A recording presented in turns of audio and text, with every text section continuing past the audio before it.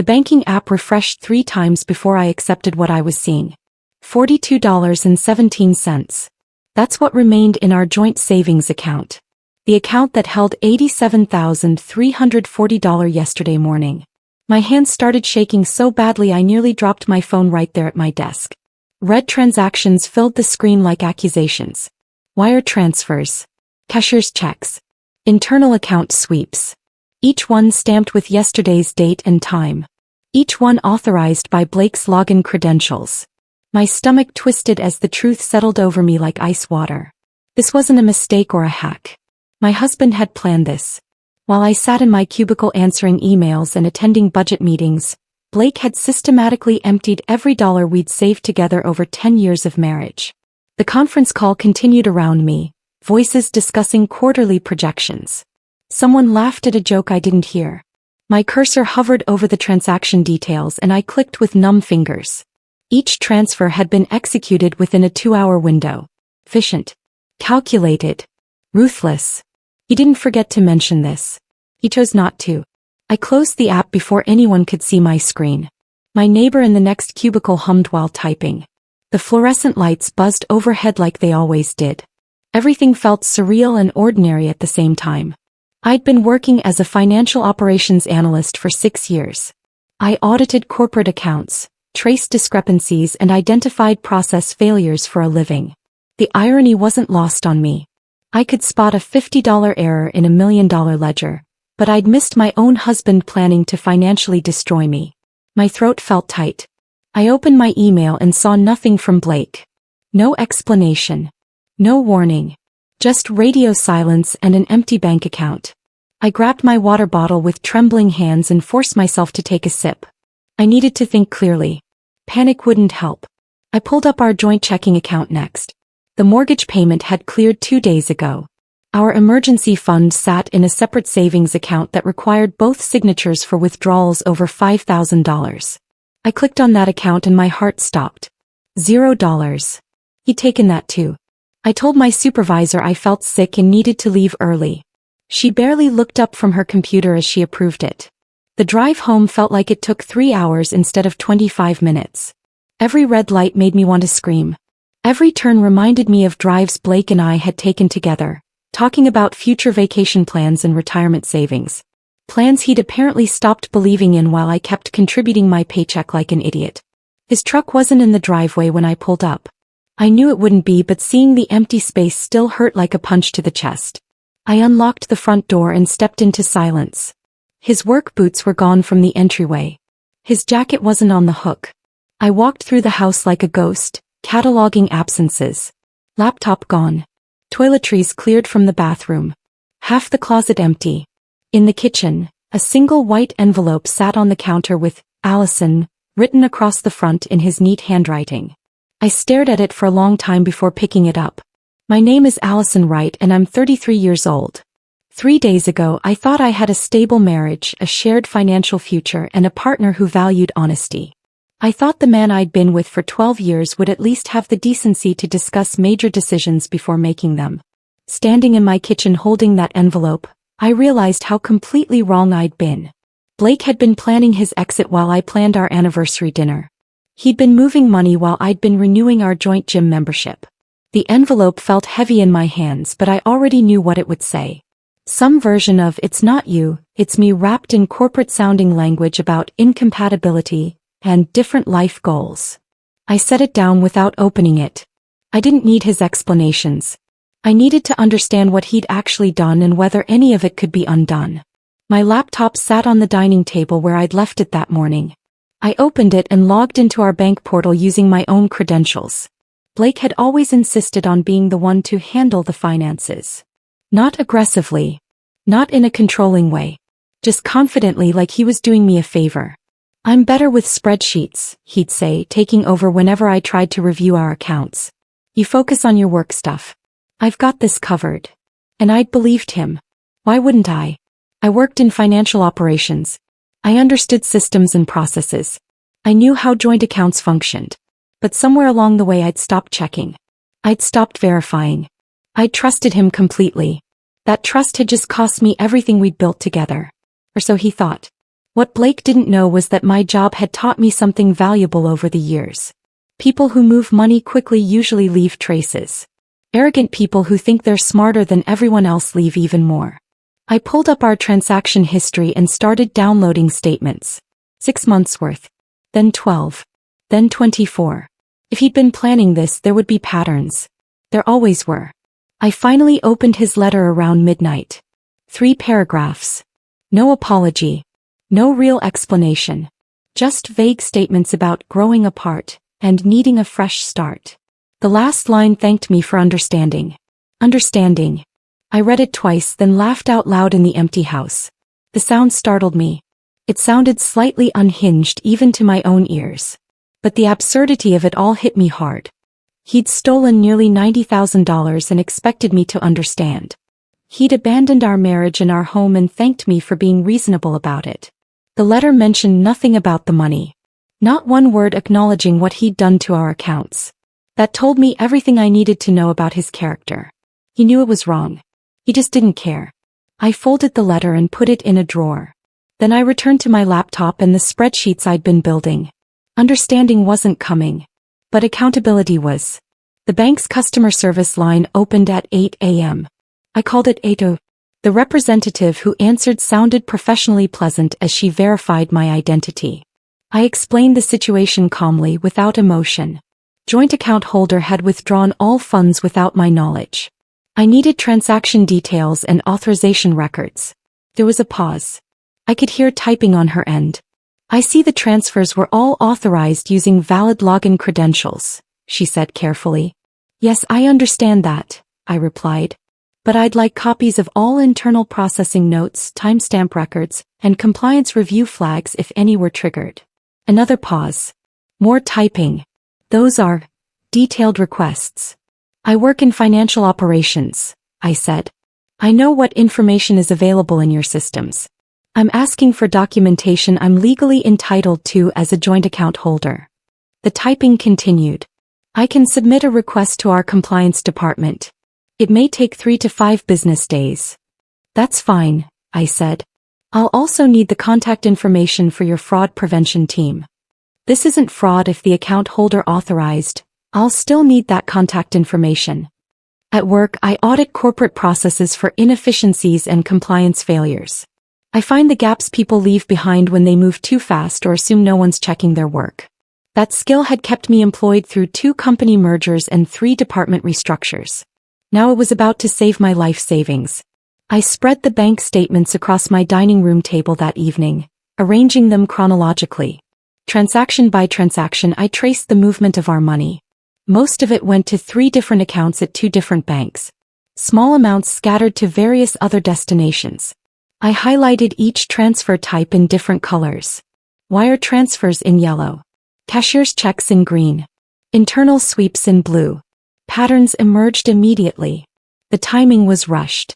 Too many large movements in too short a window. Banks have automated compliance systems that flag unusual activity. High-value transfers, especially multiple ones in rapid succession, trigger review protocols. I knew this because I'd helped design similar systems for corporate clients. Blake had been confident, but he hadn't been careful. And confidence without competence always leaves tracks. I found it on day 3 of my analysis. A single notation buried in the remarks section of one transfer. Compliance hold, pending verification. The transfer had been delayed by 48 minutes while the bank's automated systems flagged it for review. Blake probably never noticed. The money went through eventually, so why would he check? But that delay meant something important. It meant the system had questioned the transaction. It meant there was a record of that question. I smiled for the first time since finding the empty account. Not a happy smile. A strategic one. I pulled up the bank's terms of service and started reading. Every clause. Every footnote. Every piece of fine print that most people ignored. Around 2 in the morning I found what I needed. Section 12.4.7. Joint account holders maintain equal access and equal protection rights. Section 12.4.9. Transactions flagged by compliance systems may be subject to reversal pending investigation. Section 12.5.2. Account holders may request formal reviews of unusual account activity within 30 days. I didn't contact Blake. I didn't send angry texts demanding explanations. I didn't warn him that I was taking action. Silence was strategic. Let him think the exit had gone smoothly. Let him believe I was too devastated or too confused to fight back. Meanwhile, I built my case methodically and quietly. At work, coworkers complained about their normal problems. Project deadlines. Annoying managers. I smiled and nodded and pretended my world wasn't falling apart. During lunch breaks, I called banks. After work, I reviewed documentation. Late at night, I organized evidence. None of my colleagues knew my marriage had dissolved between calendar invites and conference calls. I kept my breakdown completely private and my strategy completely focused. On day 5, I submitted my formal request for a compliance review. The form required detailed justification. I provided it. Transaction amounts, timestamps, pattern analysis, references to specific terms of service violations. I attached my own audit summary highlighting the automated flags the system had generated. Then I waited. The compliance officer called me 6 days later. Her voice was measured and professional. "Mrs. Wright, I've reviewed your submission. Some of these transfers show unusual characteristics." I let the silence stretch. I'd learned in corporate negotiations that silence makes people uncomfortable enough to fill it with information. "Unusual how?" Finally asked. "Multiple high-value transfers in a compressed time frame. Several triggered our automated review protocols." She paused. "And your analysis was quite thorough." "I work in financial operations," I said simply. "I understand these systems." "I can see that." More typing sounds. "We're opening a formal investigation. It may take up to 15 business days to complete." "What happens during the investigation?" I asked. "We'll review all transactions for compliance with our policies and federal banking regulations. If we find violations or processing errors, we have the authority to reverse transfers or freeze funds pending resolution." My pulse stayed steady. "And the account holder who initiated the transfers will be notified of the investigation," she said. "Thank you," I replied. "I'll wait for your findings." I learned later that Blake received his notification letter on a Tuesday. I know because that's when my phone started ringing with his calls. I didn't answer. He left voicemails that progressed from confused to angry to desperate. "Allison, what's going on? The bank froze my accounts. This is ridiculous. Those were my transfers. I had legal access. You need to call them and fix this. Now." I deleted each message after listening once. Meanwhile, the compliance review moved forward. Not dramatically. Not quickly. Just steadily like dominoes tipping in slow motion. The bank's investigation triggered additional scrutiny from the receiving banks. Multiple high-value deposits from a joint account to individual accounts. Red flags everywhere. Requests turned into reviews. Reviews turned into holds. Holds turned into reversals. Not all the money. Not immediately. But pieces started moving back. A wire transfer reversed due to insufficient verification. A cashier's check voided for documentation errors. Small victories that added up. I updated my spreadsheet after each notification, tracking every dollar like an accountant tracking inventory. At work, my manager tried to blame me for a system error I'd flagged 3 weeks earlier. He'd ignored my warning email, and now the problem had caused a processing delay that cost the company money. In the meeting, he suggested I should have followed up more aggressively. I stayed calm. I opened my laptop and pulled up my documentation. The original flag email with read receipt confirmation. 2 follow-up messages. A formal escalation to his supervisor. All time-stamped. All saved. His face went red as I presented each piece of evidence. The director cleared me of responsibility and suggested my manager take a training course on email management. I'd watched accountability land on the right person. It felt familiar. I was getting very good at this. That evening, another notification arrived. The bank had reversed a $12,000 wire transfer due to compliance violations. I didn't celebrate. I opened my spreadsheet and updated the running total. Emotion was irrelevant. Process was everything. The first major chunk came back on day 19. $32,000 reversed and restored to the joint account. I checked the balance 3 times to make sure it was real. The notification email explained that multiple transfers had been consolidated during the reversal process. I didn't feel relief or joy, just cold satisfaction. I was halfway there. I updated my documentation and continued following the process. Blake's voicemails became threatening. "You can't do this. I'll get lawyers involved." I saved those too. Evidence of his state of mind. His awareness of consequences. His panic. Meanwhile, I went to work. I filed my reports. I attended meetings. I smiled at appropriate times and made small talk in the break room. No one suspected that I was systematically dismantling my husband's escape plan using nothing but banking regulations and attention to detail. On day 22, another reversal. $18,000. The joint account balance climbed. I was within $8,000 of full recovery. Close enough to start phase 2. Blake had made assumptions. He'd assumed joint account access meant equal control would last forever. He'd assumed I wouldn't understand banking regulations. He'd assumed I'd be too emotional or too devastated to fight back effectively. He'd assumed wrong on all counts. Those assumptions had already cost him most of the money he'd stolen. They were about to cost him even more. I'd been reviewing our account agreements carefully. Joint accounts required both signatures for certain actions. Account closure was one of them. Unless one party could demonstrate valid reasons for independent closure. Abandonment qualified. Financial abuse qualified. Documented attempts to defraud the account qualified. I had evidence of all three. Blake's letter admitting he'd left. Bank records showing he'd drained shared funds without notice. Compliance reports confirming his transfers had violated banking protocols. I scheduled an appointment with the bank manager for the following Tuesday. I brought documentation. I brought evidence. I brought a carefully prepared statement outlining my legal position. And I came ready to close the account. Everything I did stayed strictly within legal boundaries. No threats. No drama. No shortcuts or gray areas. Every step was compliant, documented, and irreversible. That's the kind of strategy that survives scrutiny. That's the kind of revenge that holds up under fluorescent lights and notarized signatures.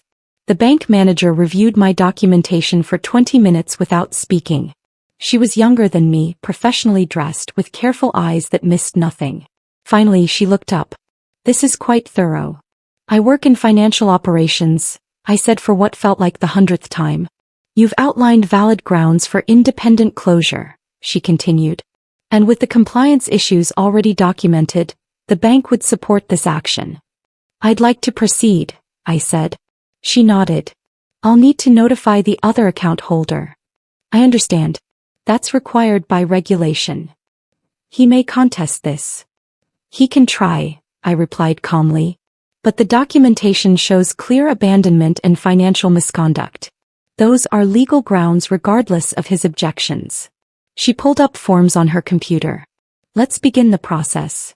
Most people would have stopped there. Funds recovered. Account being closed. Victory achieved.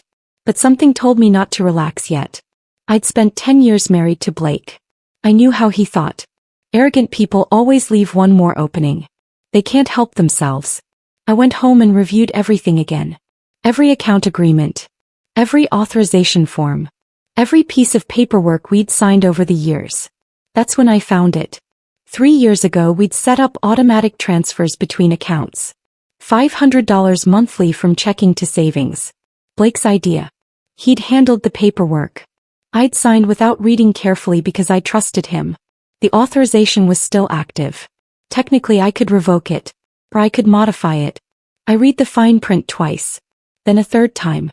Account holders with active authorizations could adjust transfer amounts and destinations with a single signature. Not closing the authorization. Just modifying it. My pulse stayed steady as I understood what that meant. I called the bank the next morning. The same representative I'd worked with before answered when I asked for the compliance department. "Mrs. Wright, how can I help you?" "I need to modify an existing automatic transfer authorization," I said. "Of course. Let me pull up your account." Keys clicked. "I see an active monthly transfer set up in." She paused. 2021. "Is that the one?" "Yes." "I'd like to change the transfer amount and add a destination account restriction." "What kind of restriction?" The authorization currently allows transfers to any account under my husband's control. I'd like to restrict it to accounts bearing only my name. Silence on the line. Mrs. Wright, given the ongoing compliance issues with this account, that's actually a reasonable security measure. I can process that modification immediately. Please do, I said. I heard typing. Done. The modification is effective immediately. Any future automatic transfers will require your express approval to access accounts outside your individual control. Thank you, I replied and hung up. One more door closed. One more escape route cut off. The account closure processed on a Thursday. I received confirmation via email at 2 in the afternoon. All remaining funds had been transferred to a new individual account in my name only. The joint account that had held our entire financial marriage was now officially ended. I sat in my car after work with my hands on the steering wheel and let myself breathe. Really breathe. For the first time in 32 days. The recovery wasn't complete. Blake still had about $6,000 that had gone to cash accounts the bank couldn't reverse. But I'd recovered 93% of what he'd taken. And more importantly, I'd closed every door he'd left open. No more joint accounts. No more shared access. No more assuming he'd do the right thing. I drove home to a house that felt different now. Not empty. Not sad. Just mine. Completely, legally, financially mine. That night, I updated my budget spreadsheet. My salary alone could cover the mortgage. I had emergency savings again. I had control again. I learned through a mutual friend that Blake had scrambled when the reversals hit. His plans fell apart like wet cardboard. The money he'd counted on using to set up his new life kept disappearing back to accounts he could no longer access. He'd apparently had a new apartment lined up. A deposit paid with our money. Then the deposit check bounced when the bank reversed the transfer. His new girlfriend, someone from his gym, had expected nice dinners and weekend trips. Hard to deliver those when your accounts are frozen pending compliance investigations. No dramatic confrontation happened. No screaming match or tearful reunion. Just quiet consequences arriving exactly when they should. Late and heavy. I heard he tried hiring a lawyer to fight the account closure. The lawyer reviewed the documentation and apparently told Blake he had no case. Abandonment. Financial misconduct. Compliance violations.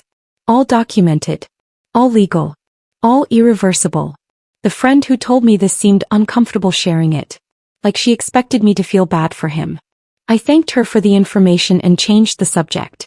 The final documents arrived on a Monday. Official bank letterhead confirming permanent closure of account ending in 7743. All funds dispersed to individual account holder Allison Wright. No joint liability remaining. I filed them in a folder labeled simply closed accounts. Then I filed that folder in a drawer I rarely opened.